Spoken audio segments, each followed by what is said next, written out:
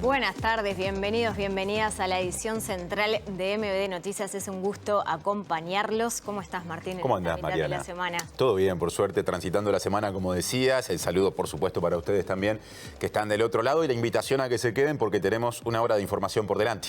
Sí, comenzamos contándoles que el presidente de la República, Yamandu Orsi, quien asumirá en 2026 la presidencia de la Comunidad de Estados Latinoamericanos y Caribeños, la CELAC, reivindicó en su discurso en la cumbre presidencial que se desarrolla en Honduras la necesidad de profundizar la integración regional en un escenario de fuertes tensiones geopolíticas. Claro, y mientras tanto el ministro de Relaciones Exteriores, Mario Lubetkin, participó de la reunión de las y los 33 cancilleres de la CELAC, celebrada este martes, y en ese marco destacó el grado de unidad del bloque en un contexto de respeto por los matices, dijo, y también las particularidades de los diferentes gobiernos de la región. Hay otros temas también para compartir. Por eso mismo ya vemos y escuchamos los titulares de hoy.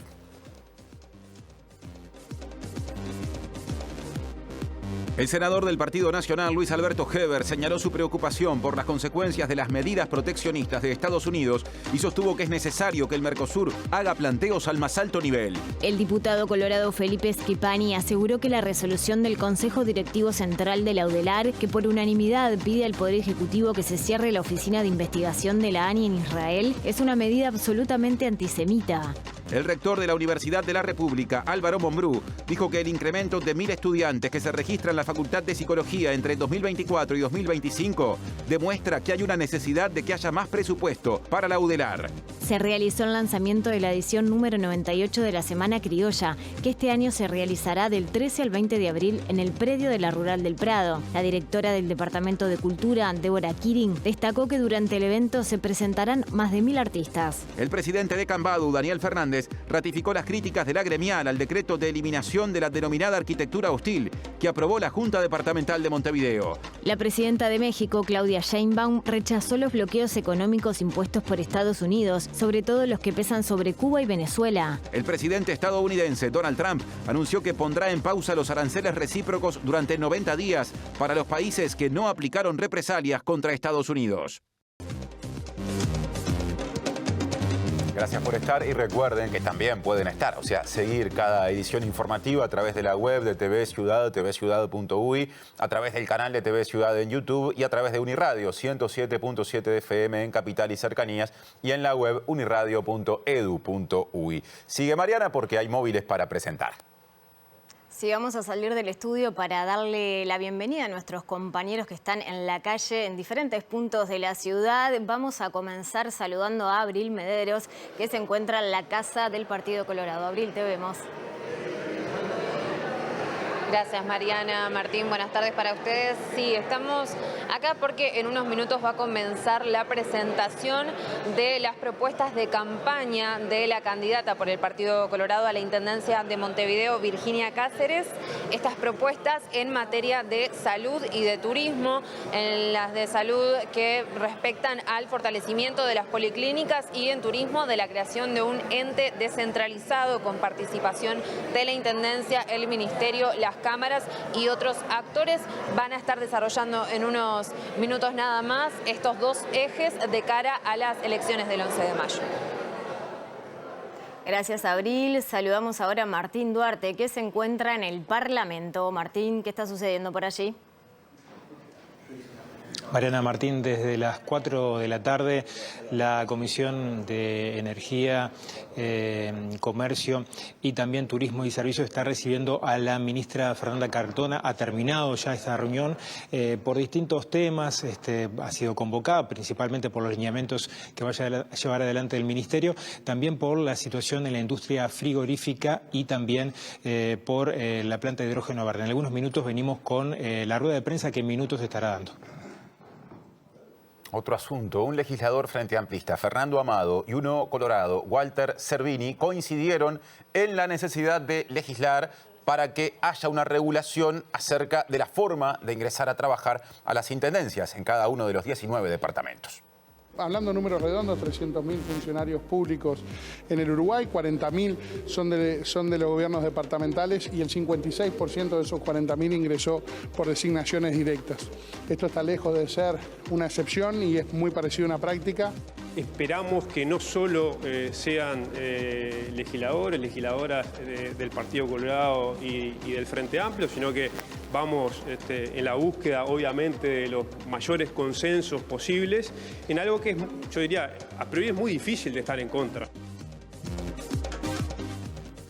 Comenzamos con el desarrollo de las noticias porque el rector de la Universidad de la República, Álvaro Mombrú, fundamentó el pedido de cierre de la Oficina de la Innovación de Uruguay en Jerusalén, aprobado este martes por el Consejo Directivo Central. Claro, y luego de comparecer ante la Comisión de Educación y Cultura de la Cámara de Representantes, Mombrú dijo que desde la UDEAR lo que se expresó en esa decisión es que se entiende que es inconveniente la apertura de esa oficina en este contexto internacional. También dijo que la UDELAR aboga por la paz y aclaró que cada vez que se analiza este tema, que se venía manejando en los ámbitos de la UDELAR desde hace mucho tiempo, él por motivos personales no ingresa a sala.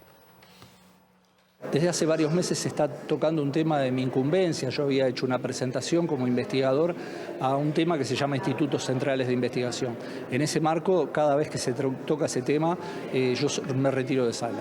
En la última sesión, ya sin estar yo en sala, el Consejo Directivo Central resolvió poner este punto como punto número 1 del orden del día. Y era un punto largo. ¿Cómo se va a canalizar ahora esta solicitud de la Universidad de la República al gobierno? Bueno, simplemente hacerle conocer lo que es la declaración, ya la conocen a través de los medios públicos, a través de las redes sociales, y bueno, simplemente eso, dar a conocer lo que es la declaración. ¿Usted se retira de sala cada vez que se trata de ese tema? Porque yo tenía una presentación personal y por conflicto de intereses no me puedo quedar. Es por razones buenas. Vale la pena declarar. Es por razones buenas de ética que me retiro. Mombrú había sido convocado a la comisión de la Cámara Baja para explicar la situación de la Facultad de Psicología por las clases que fueron dictadas en la calle en reclamo por el sustantivo aumento de la matrícula y la falta de recursos para atender a los nuevos estudiantes. La universidad explicó la situación de tensión que está viviendo en diversos servicios universitarios, pero en particular lo que tiene que ver con psicología, que tiene la segunda tasa más desfavorable en lo que tiene que ver con horas docentes respecto de estudiantes activos. Y en ese marco, con un incremento de 1.000 estudiantes, entre 2024 y 2025, pasamos de 2.800 a 3.800, realmente eso tensionó mucho la situación y es lo que la sociedad pudo ver a través de los medios de prensa con medidas que lo que han logrado sin duda es sensibilizar sobre la necesidad de incremento presupuestal de la universidad. Presenta Asociación de Funcionarios Portuarios. Hacete socio y accederás a beneficios exclusivos como colonia de vacaciones, préstamos, servicios de la salud, tienda online con precios exclusivos y mucho más. Día de intensa actividad en las comisiones parlamentarias, en el Parlamento en general, pero con muchas comisiones funcionando, tema que aborda desde una de las varias áreas que esto abarca Martín Duarte. Bien. Gracias, Martín. Le decíamos que desde las 4 de la tarde se recibió a la ministra Fernanda Cardona a propósito de distintos puntos que estaban planteados por la comisión. Bueno, ministra, cuéntenos un poquito el detalle de qué consistió justamente esta solicitud de la comisión de recibirla. Bueno, la oportunidad muy rica, creo que hay que valorar la oportunidad de tener 3 horas para intercambiar con el Senado, con la Comisión de Industria del Senado, lo que hemos trabajado en estos 40 días de gestión, hacer una puesta a punto de los diagnósticos que hemos empezado a hacer, tanto a nivel de industria como a nivel de energía sobre todo, y algún tema de telecomunicaciones, es decir, creo que tuvimos la oportunidad de poder conversar lo que venimos trabajando en este tiempo y también plantear los lineamientos básicos que entendemos que tienen que ser transversales en nuestra gestión de ahora en más. Por lo tanto, me parece que fue un intercambio muy rico, con muchas preguntas, además de la presentación que el Ministerio, o por lo que fue la convocatoria, que tenía que ver específicamente con hidrógeno y tenía que ver también con la realidad de la industria cárnica y de Casablanca en particular. Así que creo que una evaluación absolutamente positiva en este intercambio de este Poder Ejecutivo con este Parlamento, donde pudimos tener, obviamente, intercambio técnico, jurídico y de opiniones, incluso en la discrepancia, creo que definen a Uruguay como país y creo que son una práctica de la democracia que tenemos que seguir trabajando. Ministra, le quiero consultar a propósito de la suspensión de la reglamentación de la ley de medios para estudiar o evaluar por parte del gobierno una serie de articulados que se mostró discrepancia. Sí. Estuvo presente en la comisión. ¿Cómo se va a seguir adelante con esta suspensión? Sí, fue una de las preguntas que se nos hizo. Explicamos los motivos por los cuales entendimos que era de orden que el Ministerio de Industria rápidamente tomara la decisión de suspender un reglamento que se hizo de manera express, teniendo tiempo para poder trabajarlo de manera distinta, con todo lo que implicó desde hace muchos años el intercambio de lo que es la ley de medios y lo que es la reglamentación de la ley. Incluso pude tener la oportunidad de hacer un raconto del trabajo original que tuvimos en lo que fue los equipos técnicos que participé desde la creación de la ley 19.307, la primera reglamentación y demás, incluso contestar inconstitucionalidades en aquel momento. Por lo tanto, me encuentra en un tema que trabajé desde el principio y me parecía de orden contar cuál fue el informe técnico jurídico que nos encontramos en el Ministerio el 1 de marzo, que tenía que ver con observaciones jurídicas de la reglamentación en varios artículos, que muchos de ellos exorbitan la competencia que la propia ley establece. Entonces, una de las aclaraciones que tenemos que hacer y que tenemos que contar es que la motivación del decreto que se resolvió a nivel del Poder Ejecutivo tiene que ver con que tenemos un reglamento ilegal. Entonces tenemos un informe jurídico que así lo establece, el informe de los servicios técnicos de Dinatel. Hicimos mención a cada uno de los artículos que tenemos observación e informe jurídico, y en base a eso es que motivamos el decreto que cambiamos, y por supuesto que estamos trabajando en poder resolver estas observaciones jurídicas que nos hicieron ver el equipo técnico de Dinatel. ¿Esto puede obligar a un replanteo general de la ley, ministra? No, yo trabajo en la órbita del Ministerio de Energía, Industria, Energía y Minería. Trabajamos con el Ejecutivo. El resorte de lo que es la herramienta legal es un resorte del Poder Legislativo, pero sí entendemos que la reglamentación es una competencia y es una responsabilidad del Ministerio dentro de una de sus direcciones que es estratégica, que es la Dirección Nacional de Telecomunicaciones, y como les decía, lo primero que encontramos el 1 de marzo tuvo que ver con un informe jurídico y técnico de los servicios de la Dinatel que establecen observaciones jurídicas al reglamento express que se sacó. Entonces, era de orden tomar una decisión en base a eso y trabajar en un instrumento que esas observaciones no las tenga. Mencionaba la industria frigorífica en Casablanca. ¿Qué se planteó en ese sentido?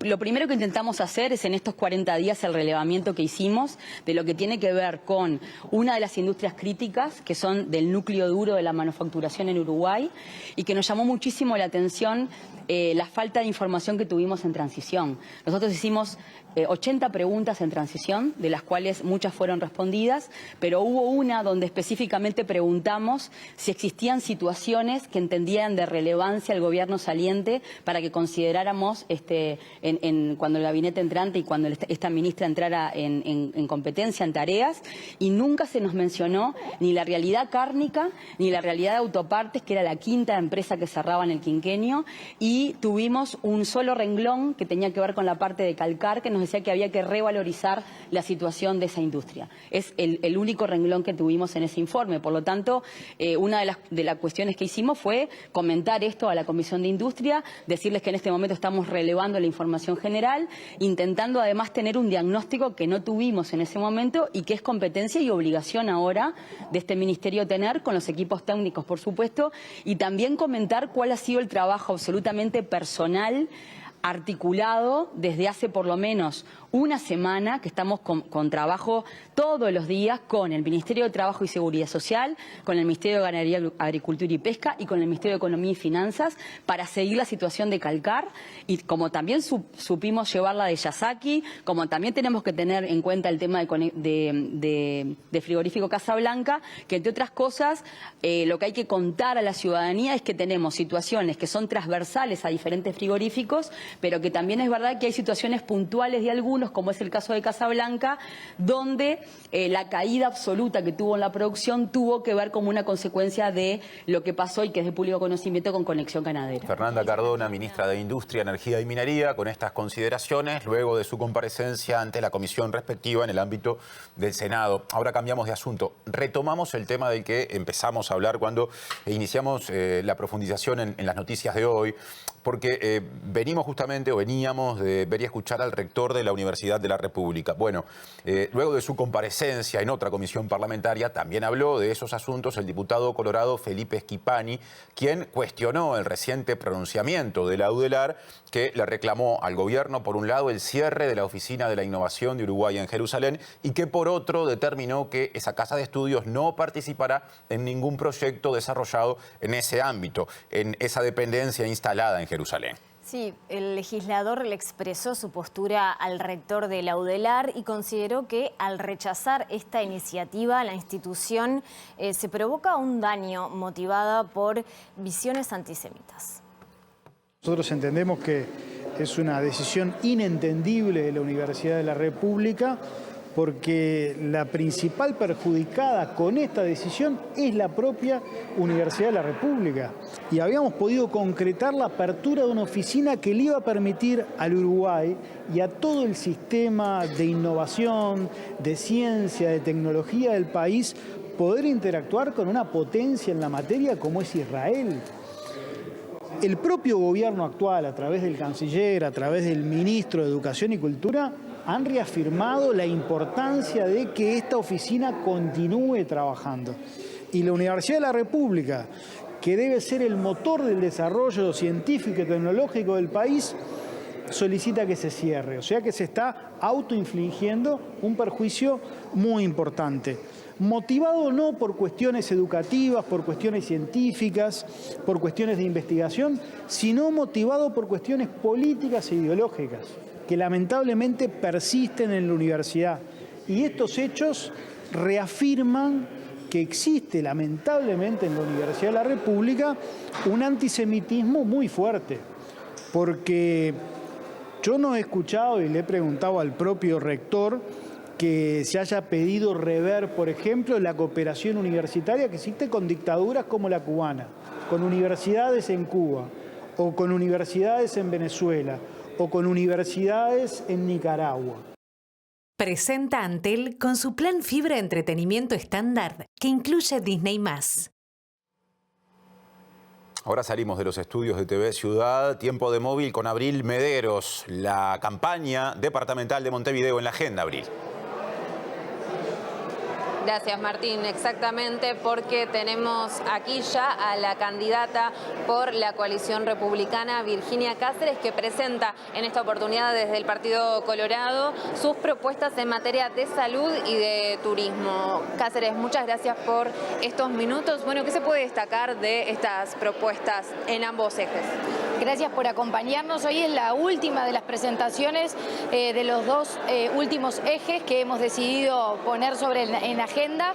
Bueno, en salud tenemos una propuesta para revitalizar las policlínicas municipales, que nos parece que es una gran propuesta, transformándolas en centros comunitarios de bienestar, entendiendo la salud como un aspecto integral, con un fuerte eje en salud mental como prioridad departamental, así lo planteamos, generando estrategias territoriales para abordar un tema que, sobre todo después de la pandemia, ha generado muchísimos impactos en la población de Montevideo, tanto en los adolescentes como en los adultos mayores, y creemos que de las policlínicas municipales se puede colaborar con una mirada comunitaria en mejorar el aspecto de la salud mental.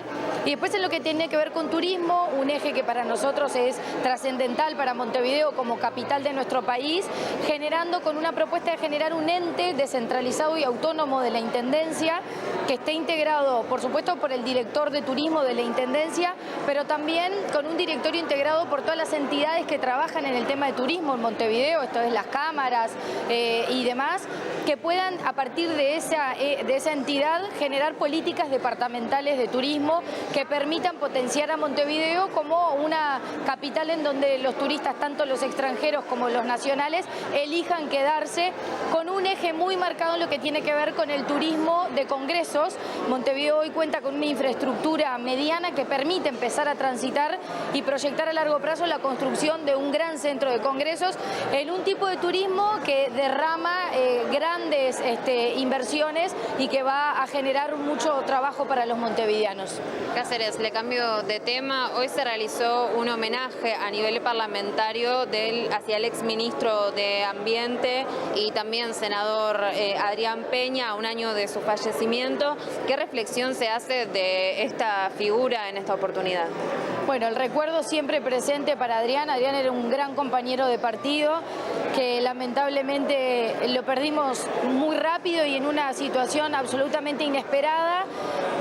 Un fiel reflejo de lo que es el vallismo, ¿no? Un trabajador, hijo de una familia de clase media que logró, en base a su esfuerzo, a su dedicación y a su compromiso de superación, lograr llegar a ser ministro de este país con una consideración tan grande como lo que significa integrar un poder ejecutivo.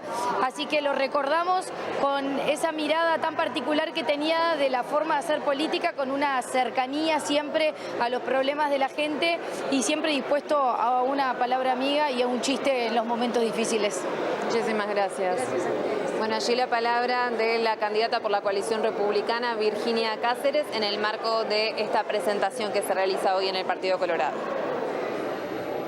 Muchas gracias a Abril y a todo el equipo, y retomamos el asunto de portada porque el presidente Yamandu Orsi destacó la relevancia estratégica de la existencia de la Comunidad de Estados Latinoamericanos y Caribeños, la CELAC, en medio de un escenario internacional caracterizado por fuertes tensiones geopolíticas. Sí, y durante justamente su participación en la cumbre de jefes y jefas de Estado, realizada hoy en Honduras, siempre en el marco de la CELAC, Orsi destacó la necesidad de avanzar en la colaboración, la cooperación entre los países integrantes de ese ámbito, en particular en el proyecto, la iniciativa vinculada a la reducción del hambre en la región.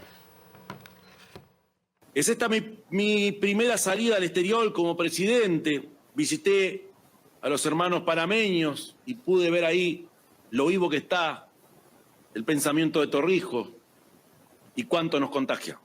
Y hoy estoy aquí. Es emblemático estar aquí junto a ustedes. Reivindicamos hoy el compromiso con la democracia y los derechos humanos que asumimos colectivamente hace 15 años, cuando decidimos crear la CELAC. Porque lo que queremos para nosotros, lo deseamos para todos nuestros hermanos y hermanas de América Latina y el Caribe. La democracia no es solo un acto eleccionario, es un camino que se construye día a día, un proceso colectivo que también se mide en su capacidad de garantizar mejores derechos, de generar mayor igualdad, de propiciar una mejor convivencia. La democracia adquiere sentido y perdura en el tiempo si es capaz de asegurar a su gente condiciones esenciales de trabajo, de alimentación, de salud, de seguridad, de recreación y de cultura. Y en este sentido destacamos la importancia de avanzar en la implementación del Plan de Seguridad Alimentaria, Nutrición y Erradicación del Hambre de la CELAC 2030, Plan San CELAC 2030, que aprobamos por aclamación en el 2024, el cual contribuirá significativamente en la lucha por la erradicación del hambre y la mejora en la nutrición de nuestra región, en nuestra estrecha vinculación con la Alianza Global contra el Hambre y la Pobreza, lanzado en el último G20 que presidió el presidente Lula. Y seguimos en tema porque en este caso el ministro de Relaciones Exteriores, Mario Lubetkin, participó de la reunión ministerial preparatoria justamente de esta novena cumbre de la CELAC de jefes y jefas de Estado. Sí, del encuentro con las y los cancilleres de los 33 países miembros, Lubetkin destacó el grado de unidad del bloque, respetando los matices y particularidades de los gobiernos de la región. Entendiendo una América Latina y caribeña totalmente diferenciada, aquí en este tipo de reuniones no se buscan unanimidades de nada. Hay opiniones de un tipo, hay opiniones de otro. Hay necesidades y urgencias en algunos países de un tipo y otros de otro. Lo que nos permite es tener un marco de la región. Aquí no buscamos todos los acuerdos. Aquí inclusive se está discutiendo un posible acuerdo final, que no creo que tenga más de 8 puntos, que trata los principales temas que nosotros tenemos en la región. Los temas ambientales, los temas de la inmigración, los temas del narcotráfico, los temas de la estabilidad, en fin, los temas del desarrollo socioeconómico, en fin. Cada uno de los países con sus peculiaridades vive problemas similares desde el punto de vista de algo que no es ni latinoamericano ni caribeño. Tienen sus especificidades, tienen sus diferentes urgencias, que no son todas iguales. Uno de los aspectos más agradables fue el recibimiento que hicieron al nuevo gobierno del presidente Orsi a través de mi figura como canciller, donde realmente esperan mucho de nosotros en el ámbito de lo que podamos respaldar en los procesos de integración regional. Y como le dijimos a ellos, nosotros respaldamos siempre que esto nos ayude también a un crecimiento país a través de nuevos niveles de cooperación. Pero este tipo de reuniones, para mí lo más importante es primero un encuentro bilaterales notable que hay, donde se tratan muchos temas bilaterales, y el otro aspecto es que entre los presidentes se escuchan. Los presidentes no tienen tiempo, corren, tienen que resolver sus problemas, tienen sus urgencias, pero nunca se dan un día entero como para poder escuchar lo que otros presidentes de otros países quieren transmitir. Y esa es una gran oportunidad para mañana, que se presenta muy pocas veces, como sucede anualmente en estas reuniones CELAC. Presenta Casmu. Afiliate llamando al 1444 o en casmu.com.uy. Casmu, nos une la vida. Volvemos al Palacio Legislativo con Martín Duarte, más voces políticas en nuestra edición central. Adelante, Martín.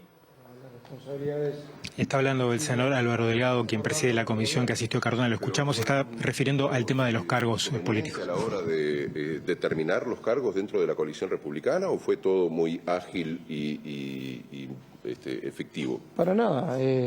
Acordamos en función de cómo votó cada partido y la necesidad, en función de algunas prioridades que cada uno de los partidos de la coalición republicana tenían con respecto a determinados organismos, y ahí fue que acordamos el viernes pasado, y por eso anunciamos el domingo que ya estaba el acuerdo hecho, y a partir del lunes le enviamos a Presidencia de la República el listado correspondiente con las diferentes responsabilidades y el partido que se iba a ocupar de eso, y después cada partido fue enviando a la Presidencia. Nosotros como Partido Nacional enviamos ayer creo que 8 currículos y nombres para las diferentes responsabilidades. Delgado, quiero consultarle, estamos...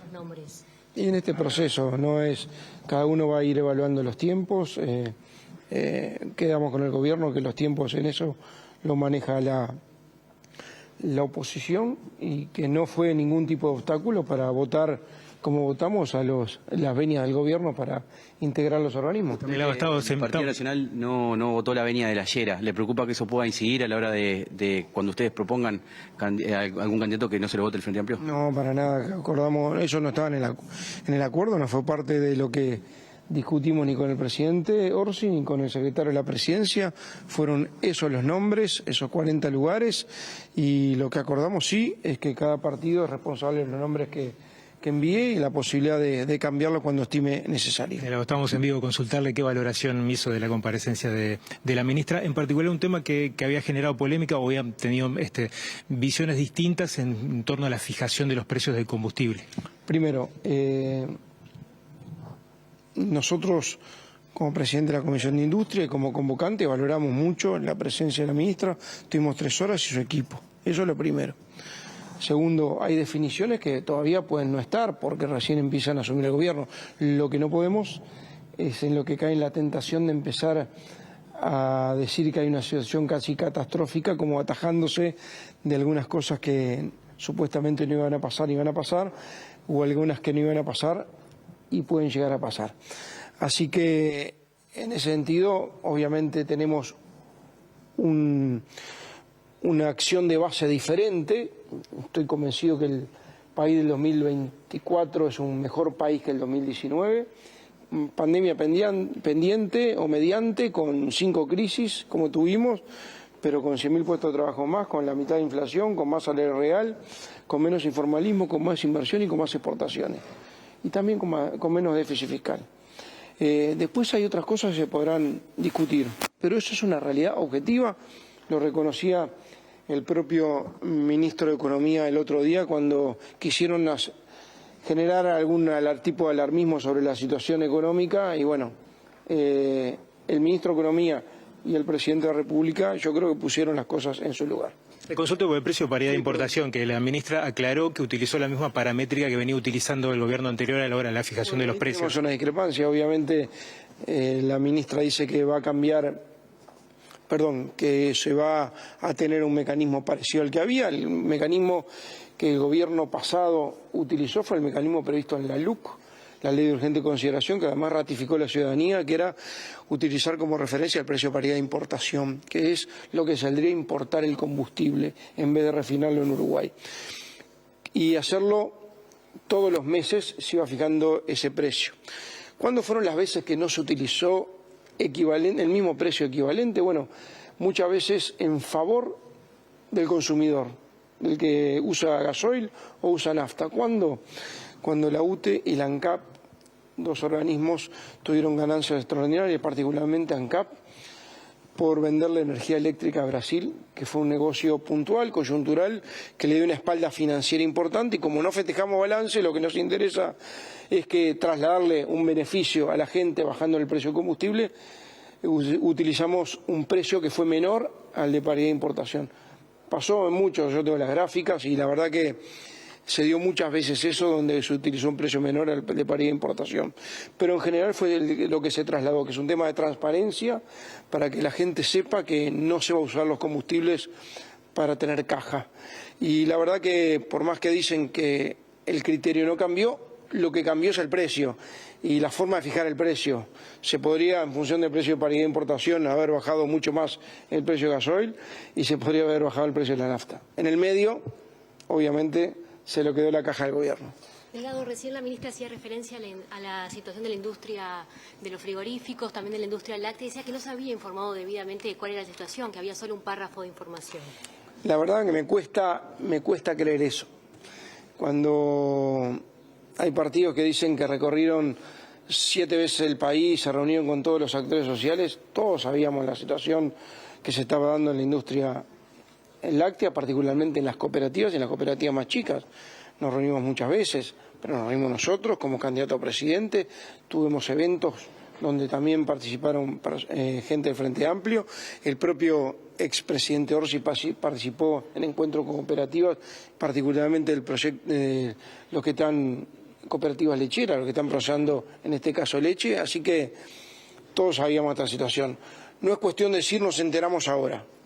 Yo creo que en esto, cuando uno es gobierno, lo primero que hay que hacer es hacerse cargo. No decir, no tenía mucho dato, no me contestaron tal pregunta, no me pusieron tal frase. Podrá ser mejor o peor la transición. Yo tuve una transición que fue mucho menor que esta. Fui el responsable de la transición en 2019. Tuvimos poquitas reuniones y poca información. Nadie se quejó. Hicimos lo que teníamos que hacer y a los 14 días vino una pandemia. Y tuvimos al Frente Amplio hablando de cuarentena obligatoria y enfrentamos ese proceso y cuidamos a la gente. Y no usamos eso nunca de excusa. Así que si no la usamos nosotros porque creímos que la forma de hacerse cargo, cuando uno lo eligen, bueno, tampoco me parece que sea la excusa del gobierno para no hacer lo que tiene que hacer. La ministra se refirió a la ley de medios y se refirió justamente a por qué suspendió el decreto el gobierno. Entre otras cosas, habló de ilegalidad, que un estudio jurídico que hizo en el Ministerio afirma que es ilegal la ley de medios. ¿Intercambiaron sobre el tema? Fue una pregunta mía porque me sorprendió. Una cosa muy sui generis que... 2 preguntas le hice. Una que tiene que ver sobre la ley de medios, por un decreto que se suspendió, el decreto reglamentario de la ley, que se aprobó en octubre pasado, la ley de este gobierno, que deroga la ley anterior, que era una ley muy compleja del gobierno de Mujica, terminando el gobierno Mujica. y este gobierno suspendió su aplicación. La ministra explicó que había unos aspectos legales, los vamos a estudiar obviamente, y le preguntamos si iba a hacer un nuevo decreto, que aparentemente sí.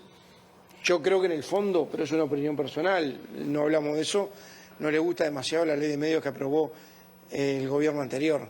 Muy bien, eran las palabras del senador del Partido Nacional, Álvaro Delgado, y compartimos repercusiones vinculadas a otro senador nacionalista, Luis Alberto Heber, que expresó preocupación por las consecuencias de las medidas proteccionistas de Estados Unidos. También dijo que esto ha desatado una guerra comercial mundial que genera desocupación y desesperación, y por ende consideró que es muy importante que el Mercosur emprenda acciones al más alto nivel.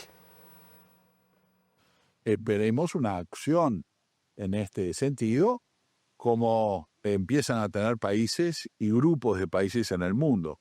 La Unión Europea está buscando una alianza, no una represalia a lo que unilateralmente tomó Estados Unidos.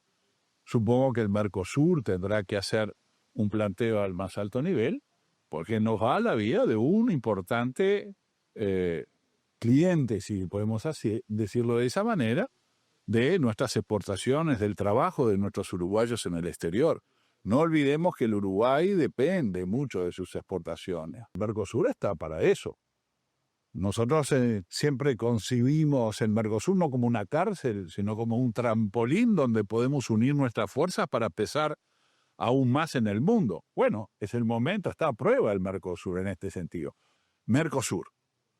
¿Cuáles son las acciones que en el Mercosur se van a tomar frente a esta medida unilateral de Estados Unidos, que incluso rompe las relaciones en su propio tratado con Canadá y con México, y que ellos vienen accionando de modo tal de poder tener el mercado que habían creado y que es notoriamente violador de lo que se firmó. No vale nada la firma, no vale más el derecho internacional. Seguimos con más información. Las exportaciones industriales del país aumentaron 23,5% en marzo respecto a 2024 por influencia de las operaciones desde zonas francas, especialmente por la colocación de celulosa. Puntualmente, las exportaciones industriales de bienes desde zonas francas, incluyendo la celulosa y también concentrados, alcanzaron los 925 millones de dólares. Si se considera el acumulado del año, las exportaciones de bienes industriales crecieron 6,7% respecto al mismo periodo del 2024, llegando a 2.471 millones de dólares. Si se excluyen las exportaciones de celulosa y concentrados desde zonas francas, el núcleo industrial totalizó 554 millones de dólares, un aumento de 9,6% interanual, con un incremento de 9,8% en el acumulado del año. Las manufacturas de origen industrial generaron 136 millones de dólares en exportaciones en marzo, una caída del 5,5% comparado con el mismo periodo del 2024 y de 6,3% en el acumulado anual. Otro asunto que nos conecta con temas ya abordados. El presidente Yamandu Orsi asumirá en 2026 la presidencia de la CELAC y por ende, o sea, en ese marco se desarrolló un acuerdo para trabajar en conjunto con Colombia y su presidente durante los prácticamente próximos 2 años. Sí, Orsi se reunió este martes en Honduras con el presidente colombiano Gustavo Petro, quien asume la presidencia de la CELAC en la cumbre que se está realizando en Honduras. La reunión entre los presidentes de Uruguay, Yamandu Orsi, y de Colombia, Gustavo Petro, fue la segunda en un mes luego de la mantenida en Montevideo en el marco del traspaso de mando el 1 de marzo. Dialogaron sobre integración regional y la relevancia de la CELAC.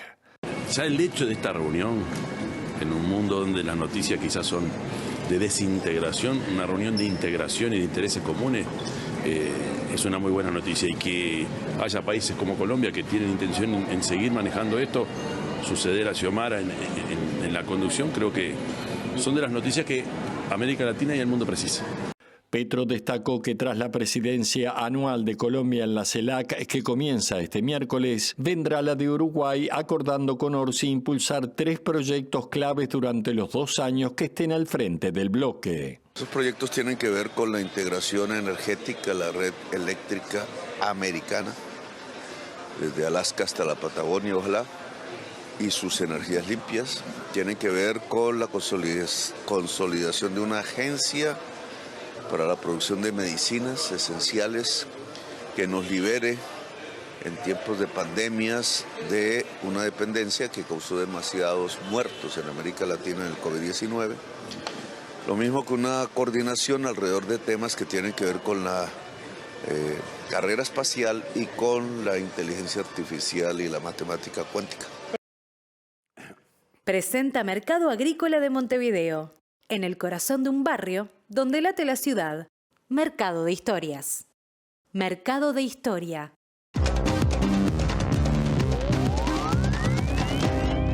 ¿Qué tal? Buenas tardes. Abrimos el capítulo internacional y seguimos en tema con todo lo que está pasando en la cumbre de la CELAC en Honduras, las distintas posiciones que se han ido expresando con el correr de las horas, pero por supuesto también la presencia importante de líderes de todo el continente.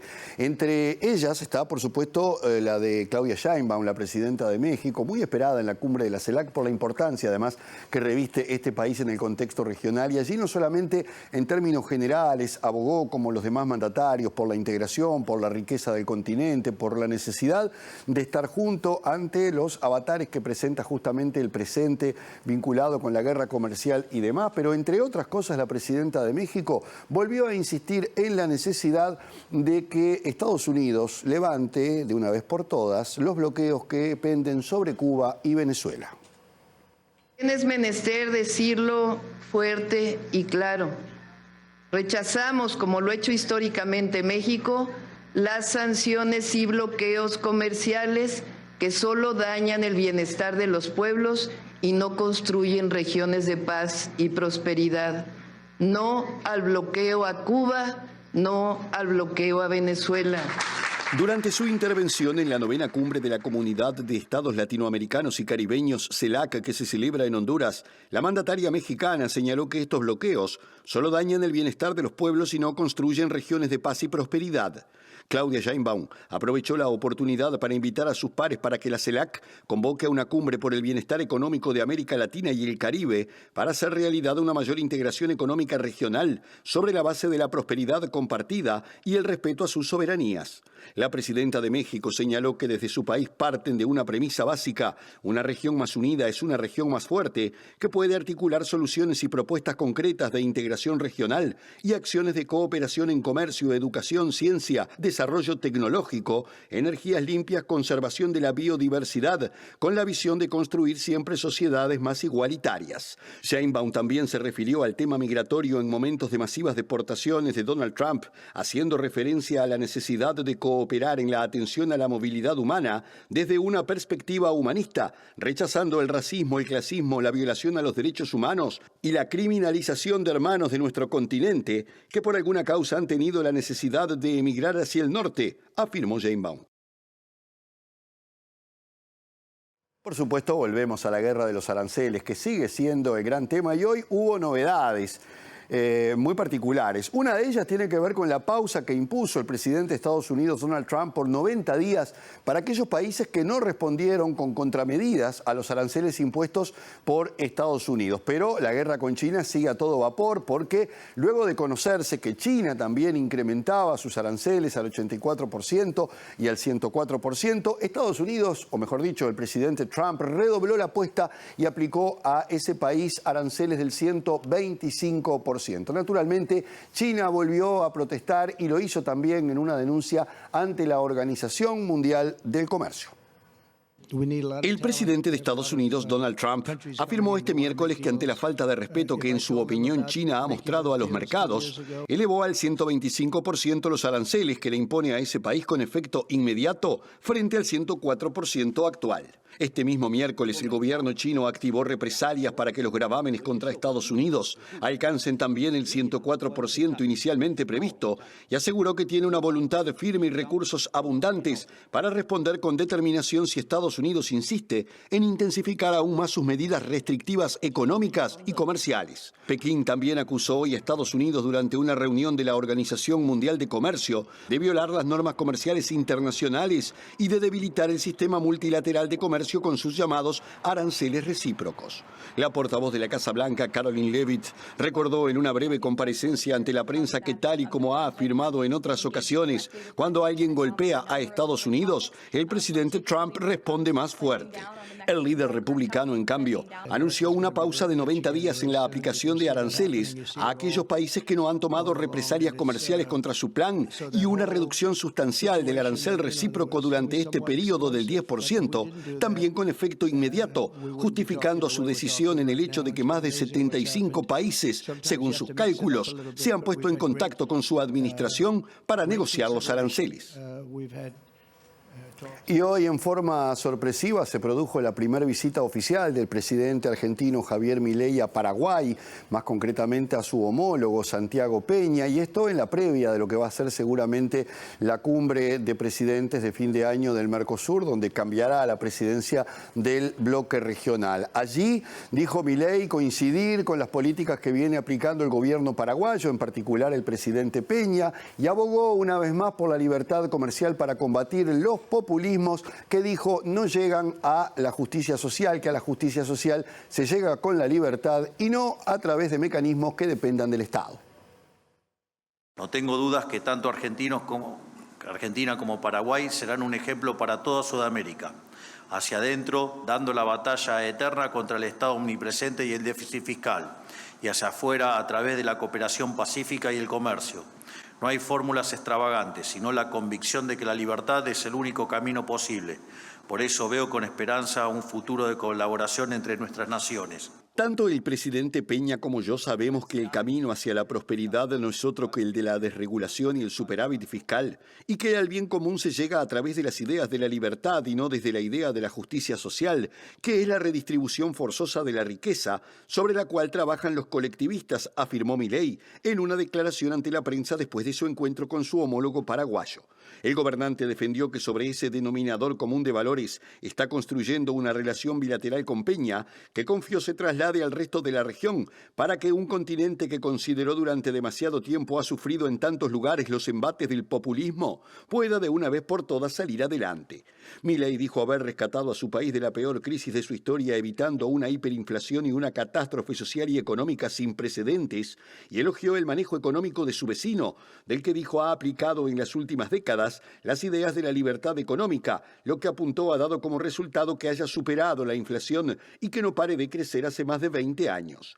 Por su parte, Santiago Peña describió como muy interesante la conversación con Milei y resaltó que profundizaron y reafirmaron los lazos tanto políticos, comerciales y de integración cultural que consideró fundamentales para sus naciones, y adelantó que viajará en unas semanas más a Buenos Aires para participar en la cumbre de jefes de Estado del Mercosur, cuya presidencia rotatoria ejerce ese país. Les contamos que hoy se realizó el lanzamiento de la edición número 98 de la Semana Criolla, que va del 13 al 20 de abril en el predio de la Asociación Rural ubicado en el Prado. Y la directora de Cultura de la Intendencia de Montevideo, Débora Quiring, destacó que habrá múltiples actividades culturales durante la semana.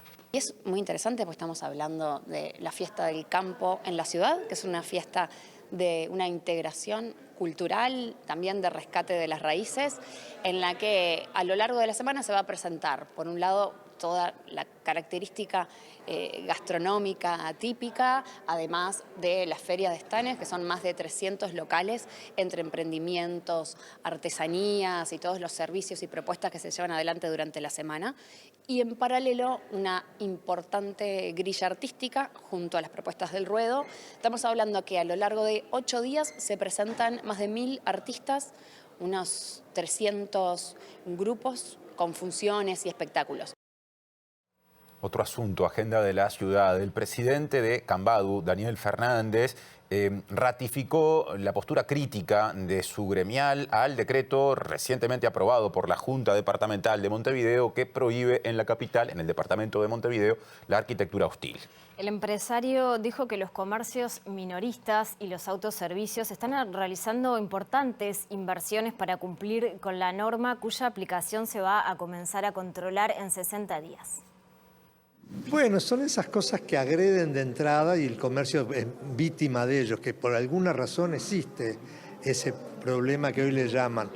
Menos mal que no prohibieron los autos porque hay muchas muertes todos los días.